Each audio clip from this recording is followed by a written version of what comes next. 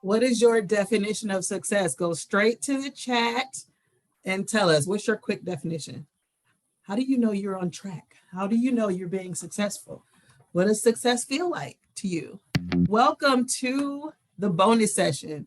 I was going to say this is our final day. Yesterday was our final full day of professional development boot camp, but today we're doing a bonus session because why not celebrate the 1,700 registrations? Yay! That we have for virtual boot camp this year. Thank you all for being here and thank you for your contribution to boot camp success. You've been spreading the word, you've been registering, you guys have been showing up and participating, and I just really, really thank you so much. For those who don't know me, my name is Corey Jo Biddle. I'm the executive director of Fuel Milwaukee. Fuel is a community engagement organization and the economic development initiative of the Metropolitan Milwaukee Association of Commerce. A lot of people don't know that. We're essentially a department within the MMAC. So on the MMAC side, I am VP of Community Affairs. I wear those two hats and they work really well together because when we have great ideas on the fuel side, we just go over to the influential people at MMAC and say, can you guys help us pull this off? And they say, yeah. That's what they said with Professional Development Bootcamp. It was just an idea that came from a conversation. And we thought, is there a quick and easy way for people to pick up some skills and become more aware of the professional development resources available to them locally right here in Milwaukee and not miss work, not have to use their PTA. We came up with Professional Development Bootcamp and MMAC has been supporting it ever since. This is like our 8th year doing it. So thanks again for being here. Could not be doing any of this without the support of our sponsors. Marquette University's Graduate School of Management is back as our presenting sponsor this year. They have been supporting us for 4 years now and making it available for us to deliver these presentations at a very high level. They are home to world-class executive MBA and MBA programs, as well as certificates and joint MBA programs. I'm going to drop their link in the chat so you can check out more if you're interested in any of the programs, want to learn more, or want to find out how to apply. They're also pretty easy to find. You just Google Marquette University Graduate School of Management. You all know how to do that. Also back again as a supporting sponsor is American Family Insurance. That high note got me today, but you know, I've been doing pretty good all week. American Family is a supporting sponsor. Last year, they supported us and came back this year to say, you know what, let's invest in Milwaukee region professionals with career advancement advice, leadership advice. Let's support boot camp. So let's support American Family. Check out their website, amfam.com. Also, a returning sponsor is 88.9 Radio Milwaukee. Radio Milwaukee is easily, to me, the most listenable radio station. You can turn it on at any time, even if it's not playing your favorite genre of music. It usually is pretty good. They got some like cool, mellow, like music you can rock out to. It's not just the radio station though. If you go to their website, they're always telling really great stories about Milwaukee and Milwaukeeans, the businesses here, and what it's like to live, work, and thrive in the Milwaukee region. So check out the website, radiomilwaukee.org or 88.9. New to the family of boot camp is Mandel Group. Now, some of you will know some of the Mandel apartments. If you're, my favorite is the North End, because we did a concert series in Denham Park down there, right there on Water Street, right across the street from the Fresh Time grocery store. They have like 6 buildings around there, but they have buildings everywhere in the Milwaukee region. There's tons of opportunities for you to find a luxury apartment that is beautiful with a nice setting and all the cool amenities that is perfect for you. So I will drop their website in the chat too, so you can check it out. Are you looking for a new home? Because Mandel Group might be the great place for you. All right. Now today we are talking about success. You all came here because you wanted to hear from some really successful Milwaukeeans who are doing their thing. Well, I wanted to have this conversation because all of you are successful and you're doing your thing, but you might be wanting different things now. You might be accelerating your careers at a different rate. You might be starting new initiatives, new programs, going to school, whatever it is that you might be doing. We thought, let's put together a diverse panel of people who have experienced success at a high level in a diverse array of industries and venues and opportunities, and let's talk about what it is to be successful. How do we do it? How do we go to the next level? How do we be authentic? How do we wake up every day and love what we're doing but still feel like we're making a difference? So we put together a wonderful panel, and I'm so excited to be able to introduce them to you. I'm going to just tell you their names and affiliations. When I stop sharing, you're going to hear from them personally a little bit more about what they're doing, and then we'll start getting into some of their advice and lessons learned. Tanya Mazor-Posner is the VP of Development at Ovation Communities. Thanks for being here, Tanya. Thank you.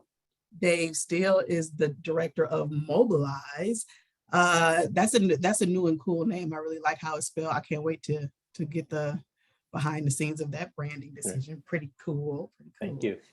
Camille Monk is the owner and founder of Children and Youth of Esteem. You can also find her on television talking about etiquette and a lot of other things. So she's got a lot of stuff going on. Thanks for being here, Camille. Dr. Nicholas Jolly is an associate professor of economics at Marquette University. Marquette's our sponsor. And I want to thank Dr. Nick for being here and teaching us all about success. We might ask you some econ questions too, you never know. Thanks for having me. Yeah.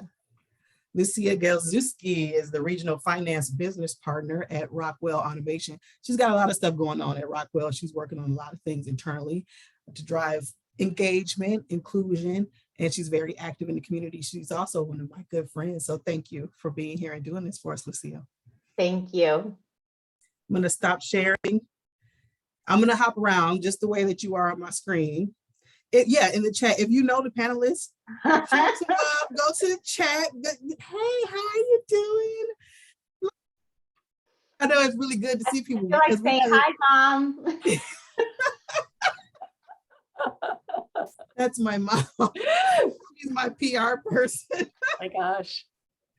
It's so hard because we haven't been seeing each other in person. So it's like, oh my God. So I get it. Go to the chat. You can do it. It's allowed. We want you to go into the chat and talk and chat with each other. But if you do have questions that you want me to ask the panel, put it in the Q&A part because it's easier for me to find it that way. So Lucia, I'll start with you. Tell us a little bit more about your work and your role and leadership and what's bringing you success every day.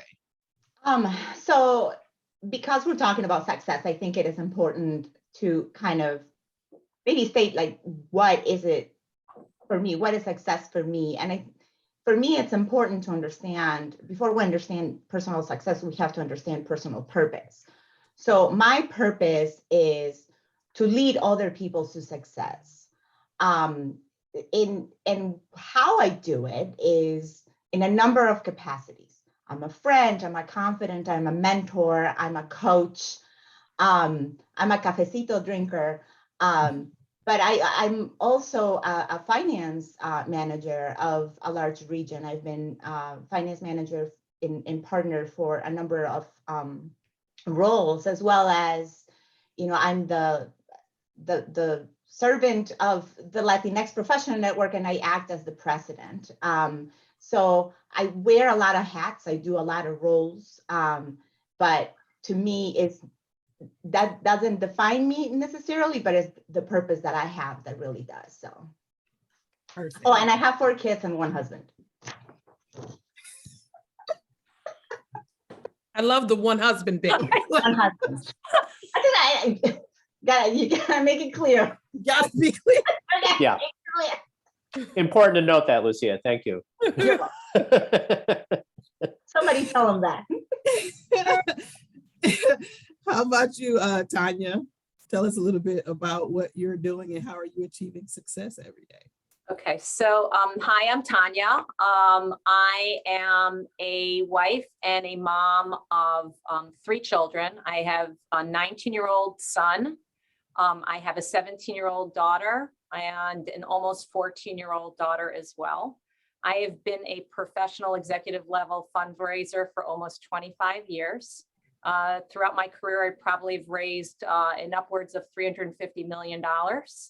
I currently work for Ovation Communities, which is a senior living community on Prospect Avenue.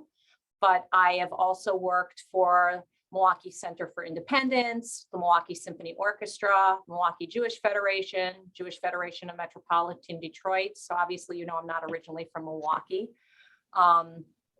In my spare time, I also volunteer extensively throughout the community. So I'm on a few boards, including a chamber music company called Frankly Music, which was started by the now former concertmaster of the Milwaukee Symphony Orchestra.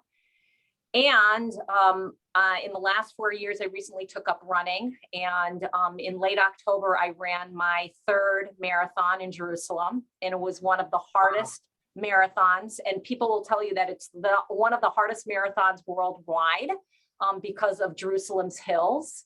I wasn't running for my time. I was running for the bragging rights because I'm old. I'm 52 years old.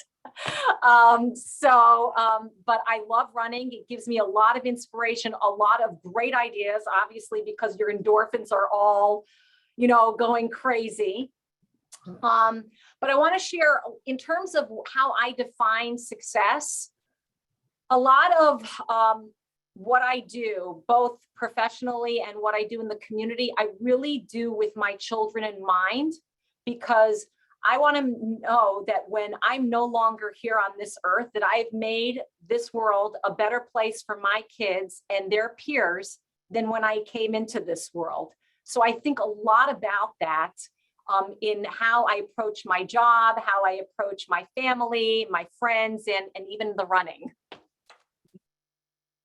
So thank you for the opportunity. That's great. Thank you. Dr. Nick, how about you? Yeah, thank you. So, currently, as you said, I'm at Marquette University. I'm an associate professor of economics. This is my 10th year at Marquette. Before coming here, I worked for a few years at Central Michigan University, and before that, I worked for a couple of years at the State Labor Department in Connecticut.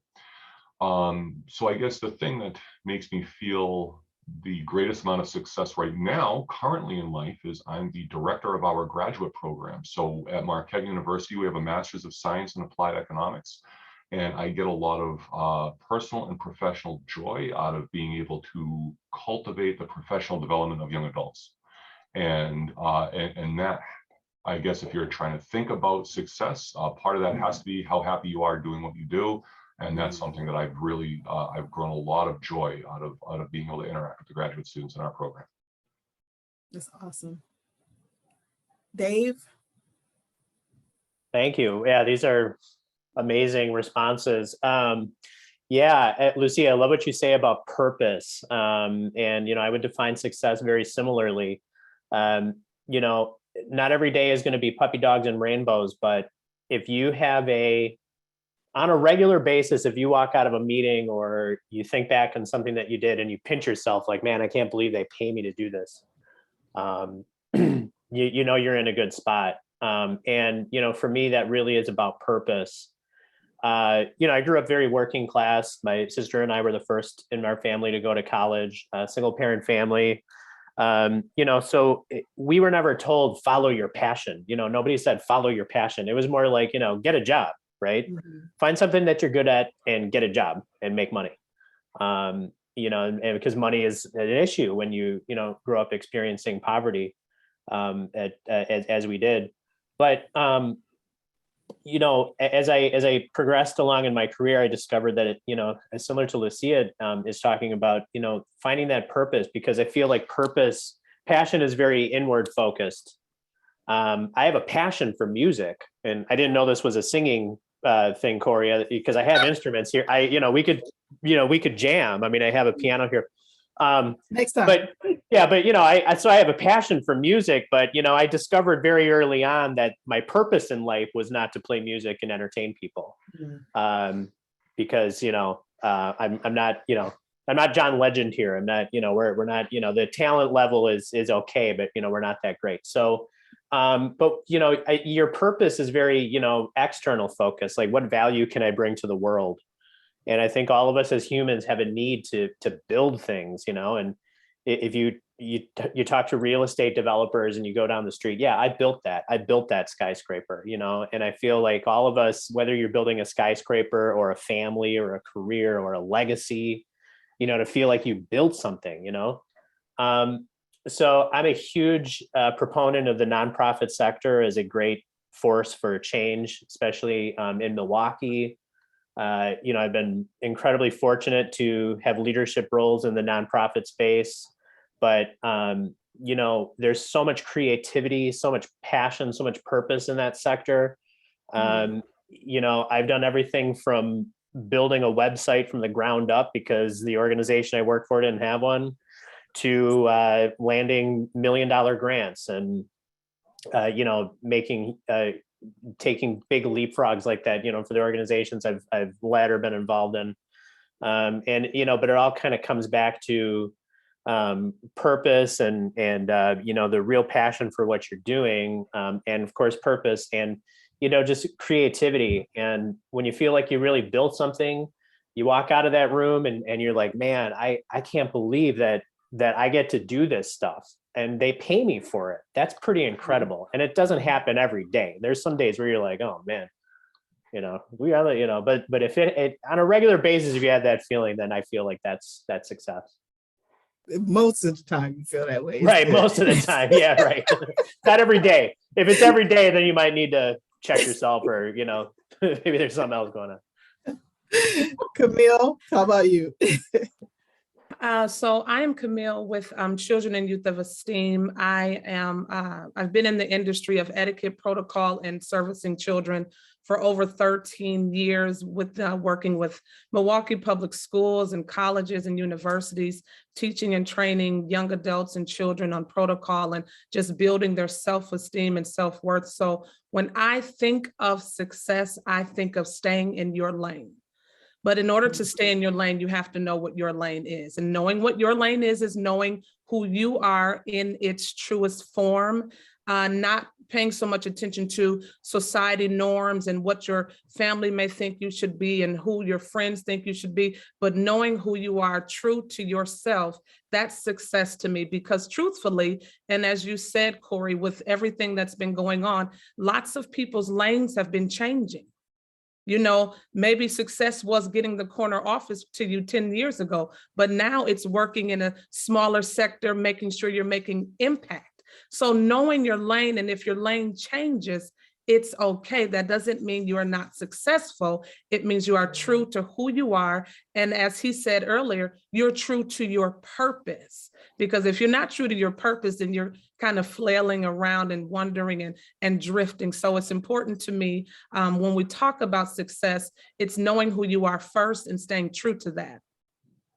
There's probably a mix of people on this call. Fuel attracts a lot of very early career professionals, and we've also been around a long time as a organization. So we do have more seasoned professionals that are in the mix. So there's a mix of people. And I'm wondering if you have if you can tell your own perspective or your own story of how you found your purpose, because it's a journey to realizing what it is that you feel like, I gotta wake up every day and work on this. I think about when, I kind of grew up the same way, like go to college, get a great job. I used to think I was going to wear a suit every day and wear my hair in a French roll every day. And I would wear pointy toe shoes. And I had this picture in my mind. It was so vivid where I thought, this is what it's going to look like. I have to work in corporate. It's got to be Fortune 500. And I went down that path initially because I didn't know what else to do. I was like, that's what I thought it was. And then as I started to work and interact with things and find myself working on things when I was off of work at home, I'm like, why am I working on this? Like, oh, this is what I really like. This is what I really care about. I kind of stumbled upon it, but I had to become aware of my passions and let go of what I thought. But can I say this, Corey? I think it's important that, and because I work so heavily with children, not just in the etiquette sense, but also I own a learning center. And so I work heavily with building up children and getting them to a space where they understand and begin to learn who they are. Most of us, or a lot of us, I can't speak for anyone else. Let me speak for myself. I wasn't raised to find my purpose. That wasn't introduced to me. So most people, they don't have that introduction. So we go on a journey seeking after what we idealize as success and not what success truly is to us. So until we have the aha moment at 25, 35, or 55, and my thing is, whenever you have the aha moment, take it, grab it, and hold on to it, and then you take your lane to success. Mm-hmm. Yeah, Dr. Nick, you're working with a lot of young students and have a passion for helping them develop. Are you finding that they're, on the path to finding their journeys? Are you able to assist in, like, what are you seeing in the students? Yeah, that's a good question.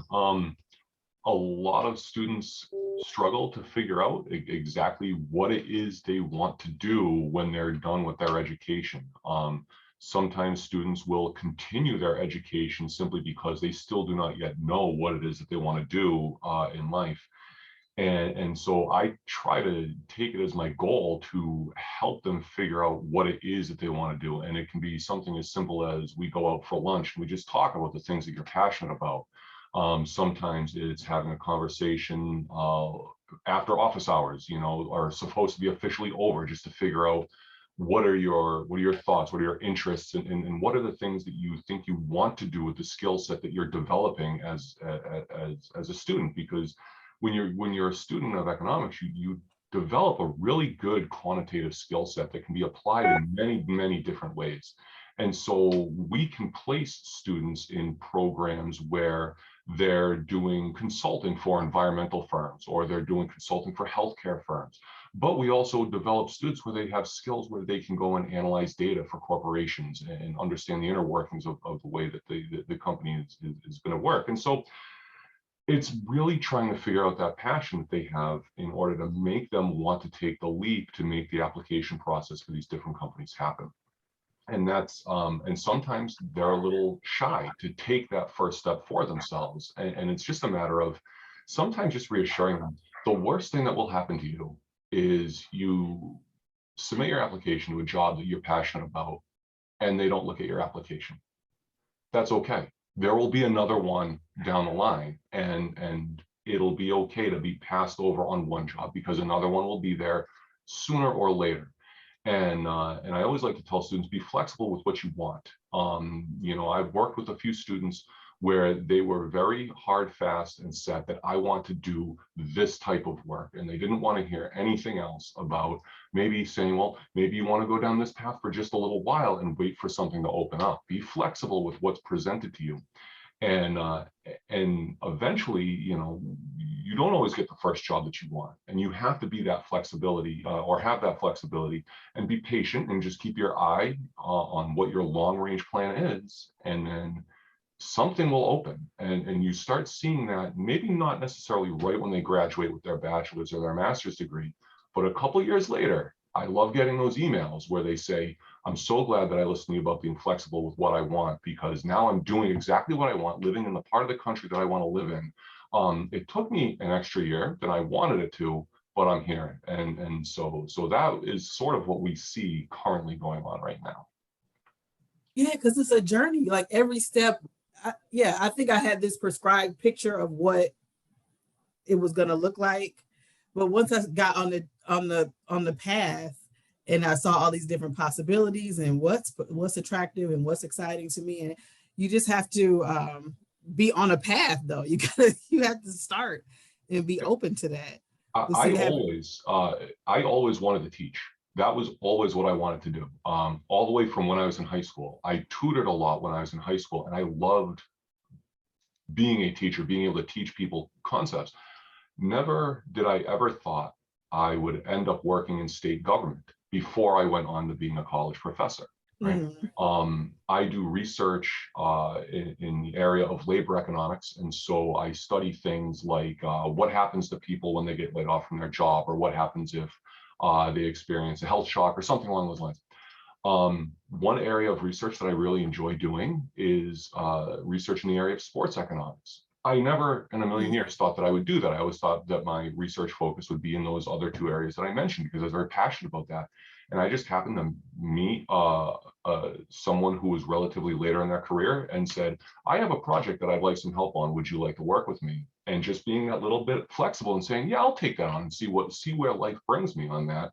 And now it's become one of the more fun strands of research that I do. And so definitely being flexible, but keeping your eye on your long range goal is something that's very important, I think. I love that. Lucia? Yeah, so I think, so when I graduated from college, so first of all, I graduated in a profession that nobody in my family had. In fact, it just kind of clicked for me. Everything was just very, like, it was like an easy class. So my now one husband, he said, go for it. Like, if you're really good at this, like, go for it, right? Not knowing what it even looked like in what success, quote unquote, look like, I went into it. And I think we all kind of go through this journey.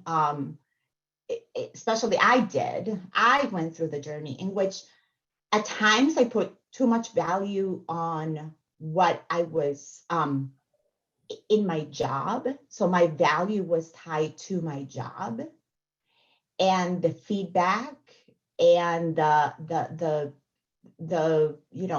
7 to 5 hours. And there was a lot of that. But I kind of had to shift it and really put the value or put my energy into finding that purpose. Because for me, when I kind of had that realization, like, okay, so if I'm not doing finance, who am I, right? So my value wasn't tied to finance. It was tied to what I do in finding my purpose, leading other people to succeed. As soon as I embraced that, and as soon as I understood what my gifts were, then everything else opened up. So I was able to bring those gifts went out. But as soon as I was able to do that, it was almost as if the other opportunities that were open they just became a funnel where I was putting my gifts and my purpose in. So that will not change, but it was so critical for me to do that. It didn't happen the day after I graduated college. It happened years. And I wish somebody would have told me that earlier, that put more focus and more energy on that, on finding out what your gifts are, not what you need, not what you lack, but what are you really good at? And that's always going to stay in you. And what is your purpose? And I think the pressure would have come off. And it would have been freeing, and a freeing experience instead of, at times invalidating experience. What about somebody who feels a little stuck? Is there any advice you have for things that people can do to get that mojo working and find out what they are passionate, or like to get in touch with it? Because like Camille said, a lot of people aren't raised to be thinking like that. It might be emotionally shut off to it. Like what can folks do to, I mean, even now, like if I'm like 20 years into my career and I find new things that I care about, the pandemic showed me new things that I'm like interested in and different ways that I enjoy creating content. I'm like, I would have never known this about myself. And it's a little scary to go down a different path at this point, but I'm more open to it because of the environment we're in. What can people do to like shake it up a little bit? Dave. Yeah, I glad you asked that, Corey. I think, understand, especially early on, that every experience that you have has value. There's no such thing as a valueless experience. And I think a lot of times those of us, I mean, a lot of us feel this way, where it's like, well, I didn't really do much, and, I worked in a restaurant or whatever, and, don't really have much of a track record, but every experience you have had has value, and you draw upon those to really kind of put wind in your sails. So, I was bagging groceries at the Pick and Save, and, it's nothing you're going to put on a resume. But, growing up where I did on the south side of Milwaukee and working at Pick and Save, I mean, it was an incredibly diverse environment, multiple languages, nationalities. And when I got to UW-Madison, that was when I realized that is not the experience of most people in the United States. Most people live in very homogenous places. And I was like, oh, so you don't know, like you literally don't know these things that I just kind of know because of where I'm from and who I interacted with, who I was friends with. Well, as you kind of come up in your career, you realize then, oh, okay, so that I have something unique that other people around me don't have. I was a tour guide at the state capitol in Madison in college. I'm not going to put that on my resume, but I learned public speaking through that. I learned how to convey information to wide groups of people. I had people from all over the world take our tour.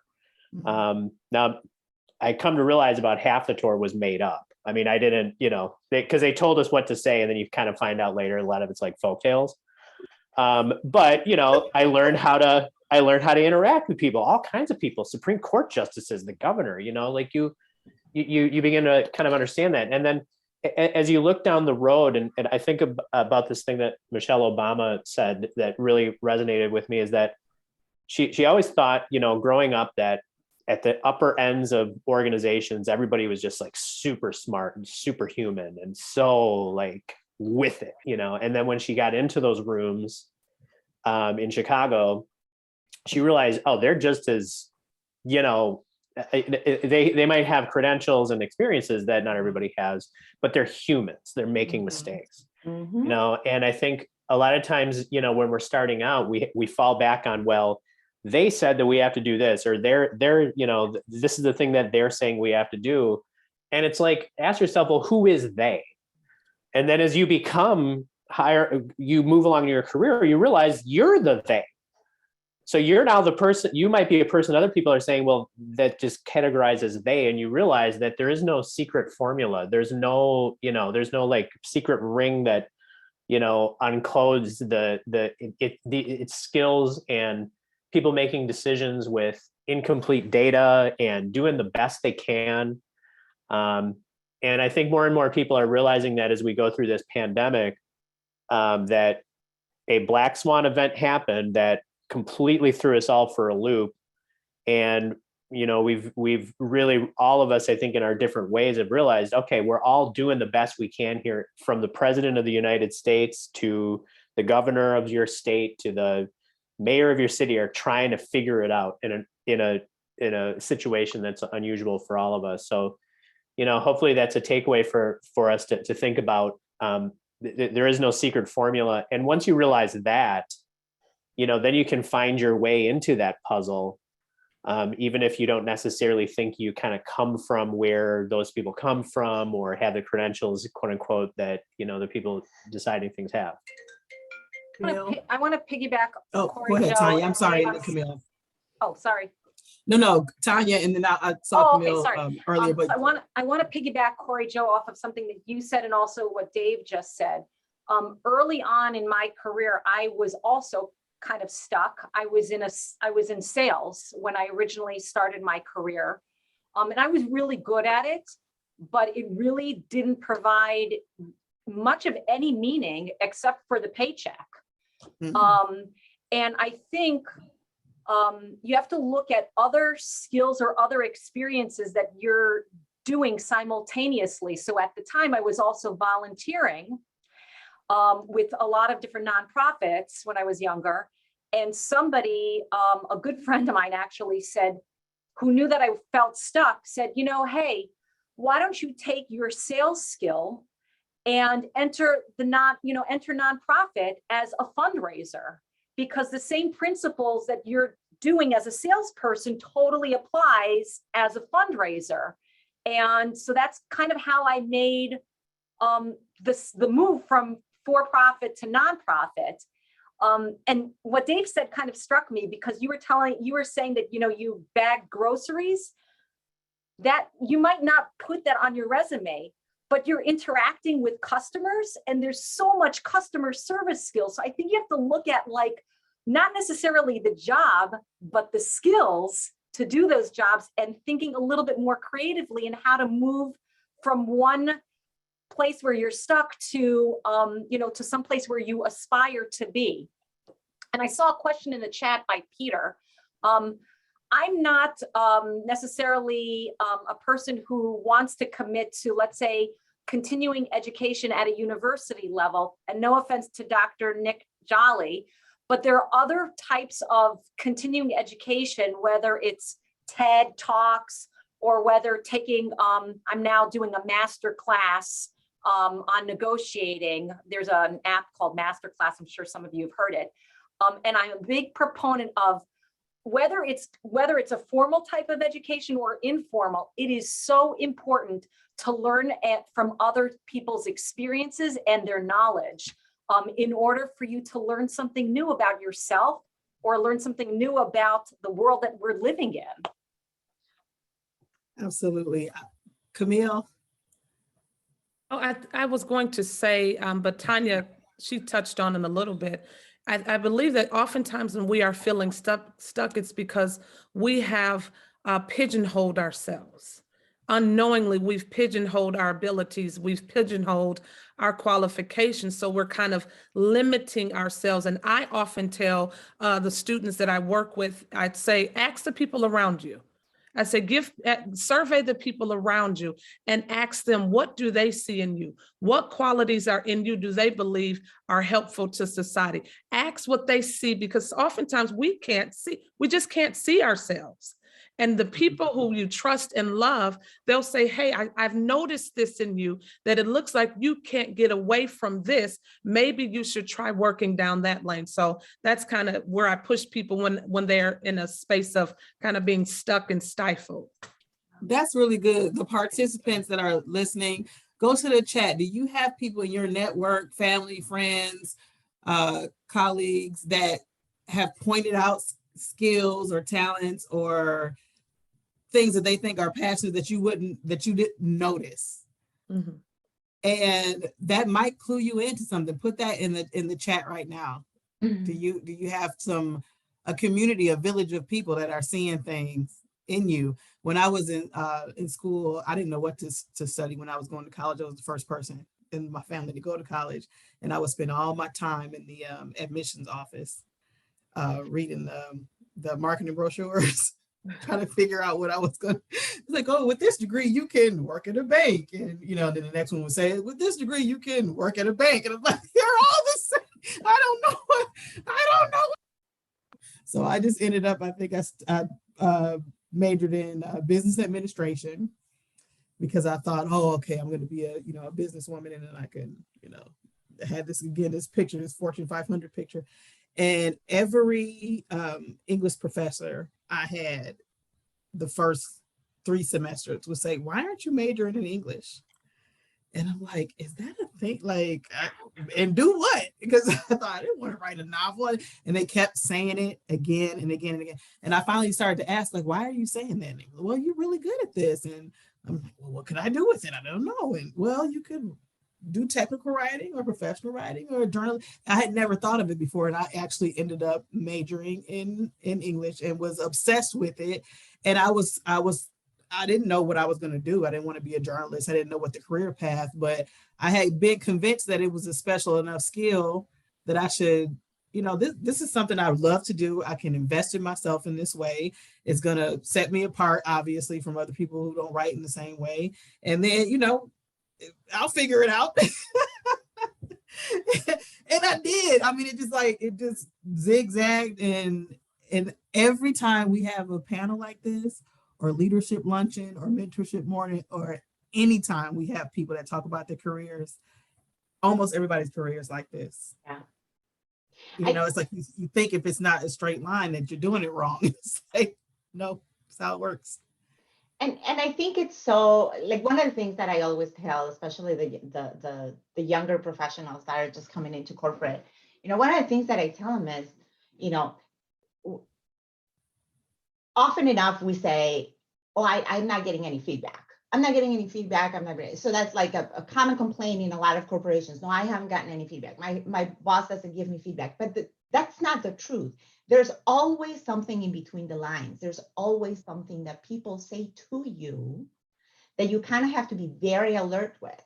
And feedback, this is overused, right? We always say, oh, the constructive feedback. Okay, I want you to put away the constructive feedback if you don't know what you are really good at, what your gifts are. You need to know that first. I can't tell you how many diverse professionals that I have asked. So what are you really good at? Like, what do people know you as? Are you a problem solver? Are you a creator? Are you, a deliberate thinker? Are you, what is it that you're bringing to the party? And I can't tell you how many times there's just silence. Like, I've been, it's kind of like I've been focusing on every single thing that I need to do in order to be, rather than, okay, can we focus on what you're actually bringing? Because that's what's going to be consistent. If you don't know that, then we have a problem. Mm-hmm. Once you know that, reading between the lines, there's a dictionary. Yesterday I got feedback. Nobody sat me down. Nobody scheduled anything for nobody said, okay, I'm going to have a feedback session with Lucia. Nobody said that yesterday. 3 people gave me feedback without them even knowing that they gave me feedback. And it was about my brand. It was about what I bring to the table. It was an affirmation. There are days that, I probably, same thing. You get the feedback without having, okay, we're going to have a conversation. No, it's those opportunities that I'm like, this person just gave me something to go off of. But be rest assured, I start these conversations, I start career development conversations with, if you don't know what you're really good at, if you don't know what you bring to the party, then go and find out. Go and find out, because you're not going to come to the party thinking that you're already missing all these things to be deserving of being in this party. That's a huge mindset shift. I mean, I remember coming home from college, going to UW-Madison and coming home from college at, over Christmas break. And, I had family members that thought that I was receiving vocational training that I was learning a skill, because that was their background, right? But a trade. So, oh, what are you majoring in? Political science. Okay, so they thought I was literally being trained to be a politician. Shake people's hands, and then when you say something not true, like they, so that's literally what they thought. And I didn't, at the time I didn't have the emotional maturity to kind of say, well, no, that's not what this is, So I think, then you kind of get into the workplace and it's like, all right, well, I have these skills. I learned how to do this. I learned to do this. I learned to do that. And that's, to your point, Lucia, that's different than your experiences and your true value. And there's so much. And, I can honestly say, I got a master's degree in urban planning, which I tap into, use all the time in all the things that I've done, especially now running a transit advocacy organization. So, I can kind of speak the lingo and the language. But it's not really about the skills that I picked up and like the technical stuff. Is really a way of thinking, and then that really unlocked things that were already there. And it's a huge mindset shift, I think, for a lot of people.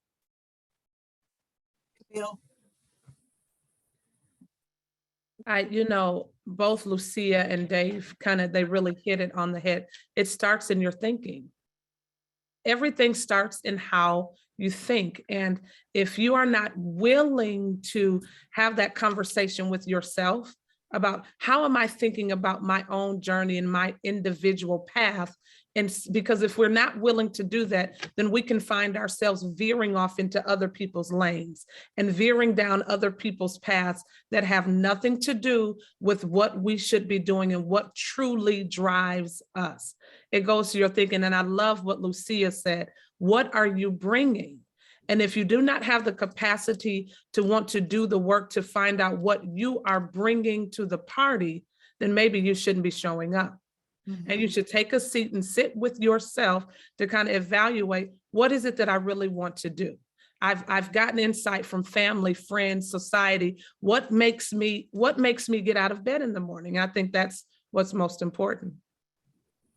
Yeah, I love that, because it's the combination of what am I passionate about? What do I think about when I should be doing something else and I'm obsessing about whatever? For me, I noticed that it was, I'm always thinking that everything is a program. Every problem, every conversation, it turns into a conference or a program or a conversation or a roundtable in my mind, because I really believe that the communities around us support us and help us really self-actualize. Like, I think we don't take advantage of each other enough, and it's so easy to do because we all want to be around each other and we all want to help each other. And I just love it. I just get that. But when I think about me as a person, no matter what role I've been in, the reason why I am good at that is because I listen when people are talking, and I can hear the feedback that's not being said, or I can hear the problem that they're not stating quite that way, or I can hear the desire or the need. And it took me a minute to realize that was a gift, and to like accept that it was a gift, or to say it, like to have the nerve to say, I'm a really good listener, but I had to say, well, what's wrong with that? Like, it's okay for me to realize that this is something that I'm kind of good at, and I've applied it in every single role that I've been in, and it's been the thing that the thing that's made me distinct on most of my teams. And all of us have those things. All of us have those distinct gifts, Camille. I love how you said have the nerve. You have to have the nerve to be okay that there's something about you that sets you apart, that there is something about you that's so extraordinary that you may have diminished because it's just natural, right? And a lot of times when things just come naturally, we kind of downplay it because it doesn't take much work. Where those things that come naturally are really those things that we should really be investing in. Yes. And that, I think that's the thing that it takes a minute for people to get to, because they take it for granted. Oh, I was born with, no, I got to go after the thing that's hard. I need to major in economics. Because it doesn't come naturally to me, but I don't know what that is or what that thing is where people feel like success is, it's got to be hard earned and you got to be climbing the mountain and this the rough side of the mountain, and it's just this thing that it's not. In some cases, I mean, there might be something that you have to gain, but that's not always, it doesn't always have to be hard, right? As so I want to do a round of gems, nuggets. I want to do a round of each of you. Give us a nugget of wisdom about whatever it is. Whatever, at this point, whatever y'all want to talk about, I'm going to enjoy it. So it doesn't matter. I'm going to start with Dr. Nicholas. Give the group a nugget about success, work, career, whatever it is that you've learned in your path. Sure. So I'll give three things that I try to always do. The first is I always try to carve out a little bit of time every day to read about something with regards to my profession, right? And it doesn't matter what it is, it could be an economics journal, or maybe you work for a factory. Every factory has trade journals that are out there, but try to carve out a little time every day to read something about your field or your profession. It keeps you current, it keeps you relevant, and it keeps you learning about your craft, and that's very important for development. The other thing that I would say is for people who are young professionals, you're never too young to try to mentor those around you.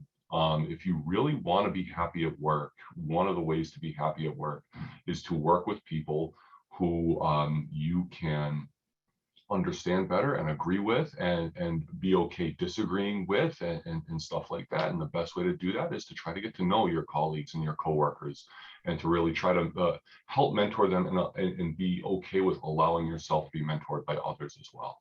And that can be really important. And then the last thing that I'll say, and this was, I think, probably the best piece of advice I was ever given, and I can never remember the exact line that this person told me, but I always remember what the sort of the meaning of it was. Treat every encounter that you have with colleagues or friends or whatever and pay that encounter the respect as if they have been waiting all day to talk to you. Give them your undivided attention so that you can be open-minded and listen and understand. And that will allow you to develop the empathy to try to appreciate what others are going through. It'll help you with your own day-to-day management of life. And that is something that as an educator, I try to do all the time, right? We never know if a student has the easiest question on the planet or the hardest, or maybe they're coming to you with a life issue or something like that. Just always treat that person like you understand that they might have been waiting around for hours to talk to you. And that will serve, I think, you well moving forward. Bravo. That's awesome. Bravo. I love that. That was That's awesome. great. Okay, let's see. I'm going to just jump around on my screen. Tanya? Sure. So I'm going to give 4. Okay. So I'm going to give Nick +1.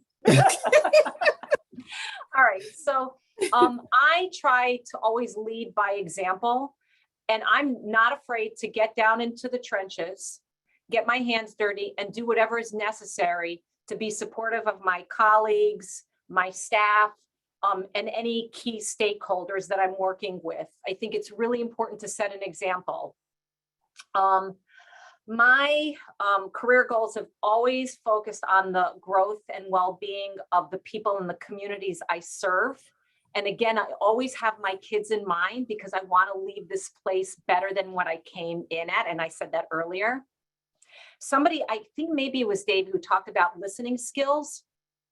So I listen to understand and to react and respond appropriately and strategically for the mutual benefit, not only for my benefit, but for the benefit of the person that I'm interacting with.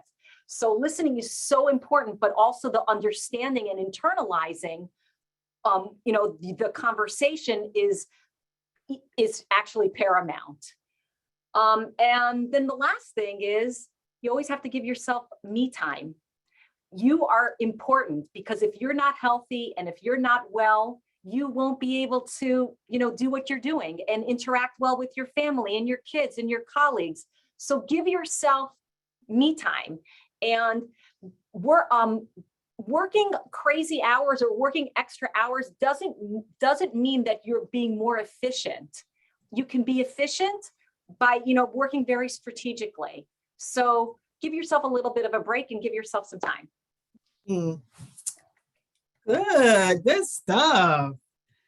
Okay, let's see what I got. Dave, give us some nuggets. Yes. I've been incredibly fortunate to, work with board members and donors and coworkers. I mean, just like these unbelievably amazing, successful people in Milwaukee and all over. I like to listen and kind of absorb advice from people that I know have like walked the walk and they've been hugely successful. And probably the best nugget that I got from one of my board members was communicate.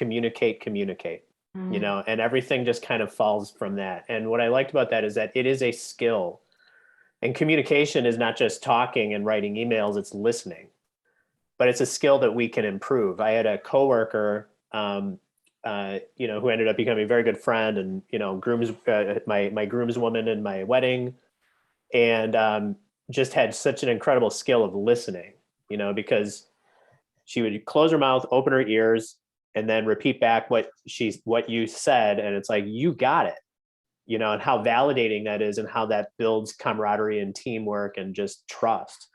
Writing emails. I had a professor in college, this was 25 years ago, and he said, no matter what you do after you get out of here and graduate, whatever what you do, writing clearly and expressing yourself through the written word will be critical in whatever you do, whether you're a lawyer or whatever. And, that was right around the time of the dawn of email, but that is so true. Writing a good email, moving work forward, not, endless pages of like what I'm thinking in my head, just putting down on paper, but like real, and that's a skill, So, what I like about all the advice under that sort of umbrella of communicate is that we're all born with the ability to communicate because we're humans. We speak, we listen, we write, we think, but it's a skill that we can sharpen and focus. And going back to the earlier example I mentioned about Michelle Obama, there's no secret code. It's not like there's people that are like born with a gift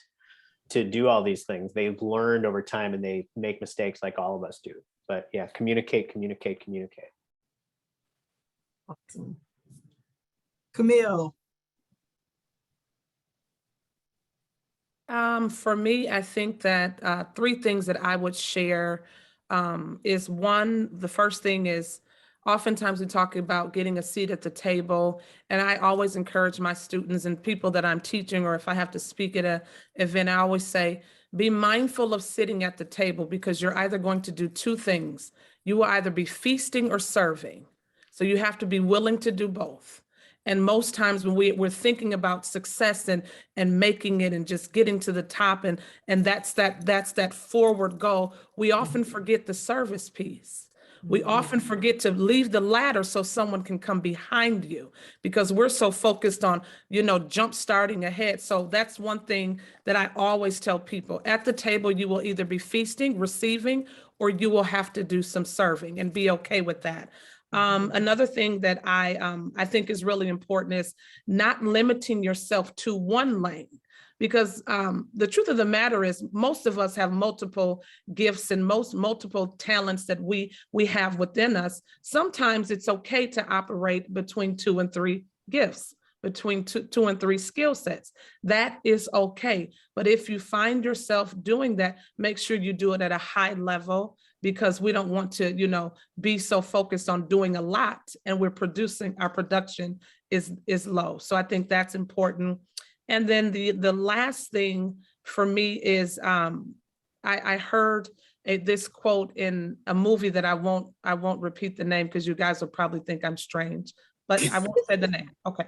But the quote in the movie was plant your feet and stand firm. The question is, where do you plant your feet? And I think that that's the question that everybody has had in their heart or on their table at one point in their life. Where do I plant my feet? When you find out where your feet should be planted, stand firm. And I think it's so important because the world around us is always shifting and shooting new ideas at us and what we should be doing. And you should be doing this, and you should try to become the first Black woman to this and the first. Listen, I'm Black anyway. So as long as I'm on my path, I'll be a Black woman. And if I get there first, that's nice too. But if I don't, as long as I'm on my journey. So that's me. That was Wonderful. inspirational. Wow, bravo. Bravo.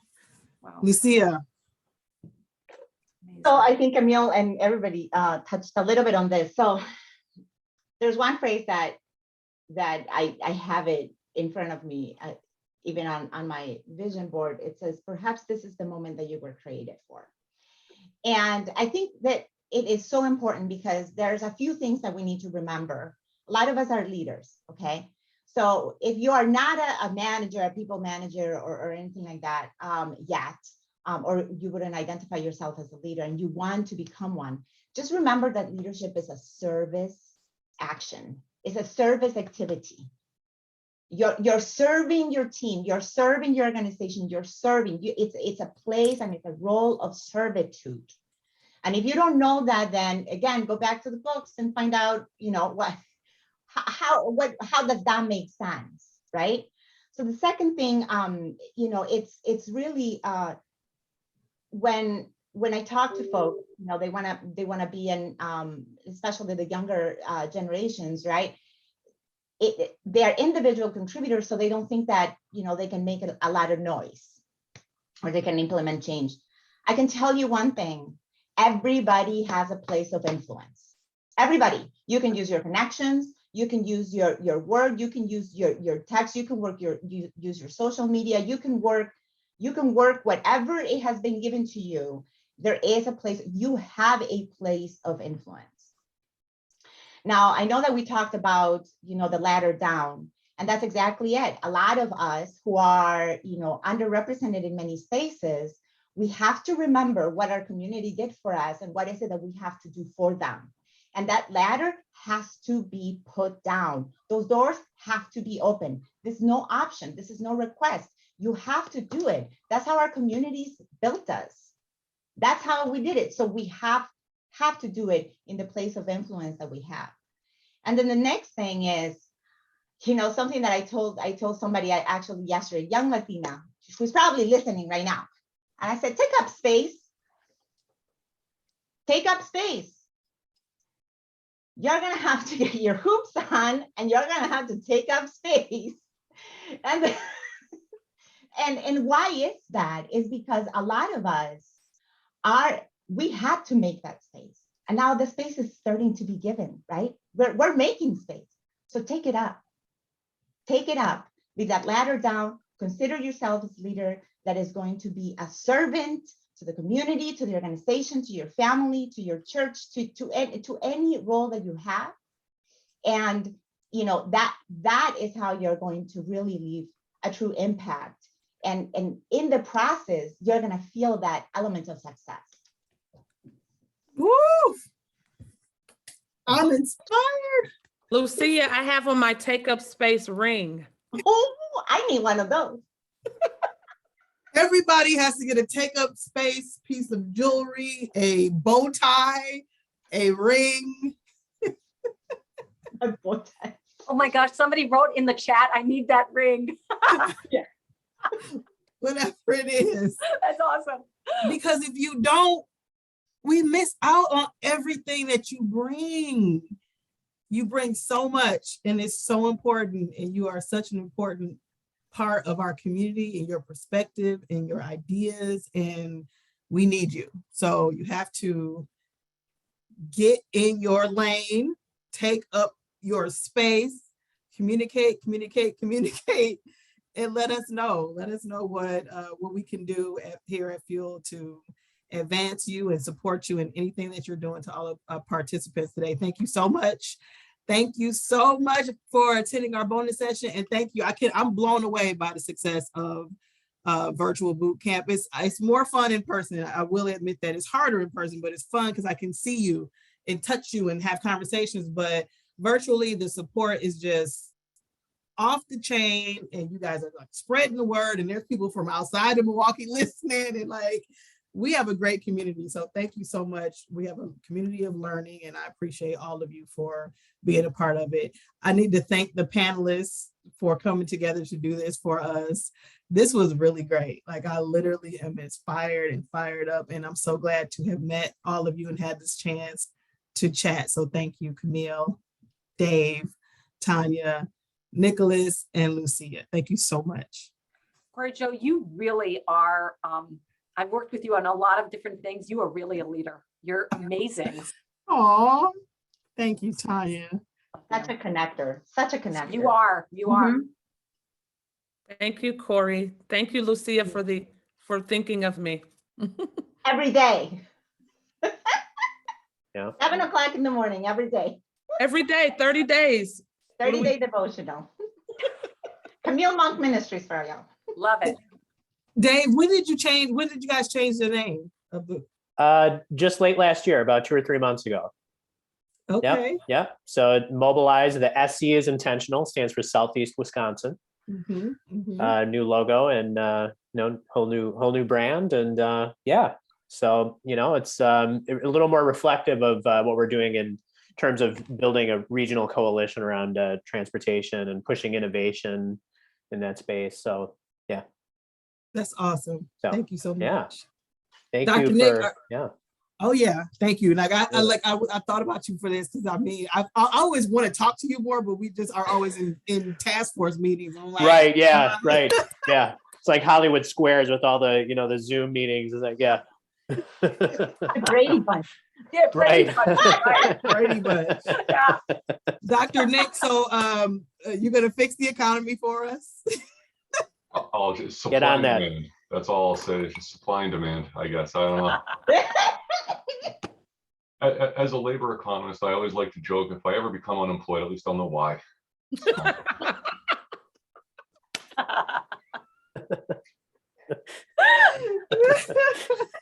Thanks, everybody. Dirty joke, but that's awesome. That was great. And on that note, get back to work. Bye. Thank Bye, you. everybody. Hey, Good night. thank you. Bye. Darn, I hate when we're educated enough to know the tough truths about life. I know, but Yeah, that's that's right. unbelievable. That was great. That was really fun. Thanks so much. Thank you. Thank you, Corey.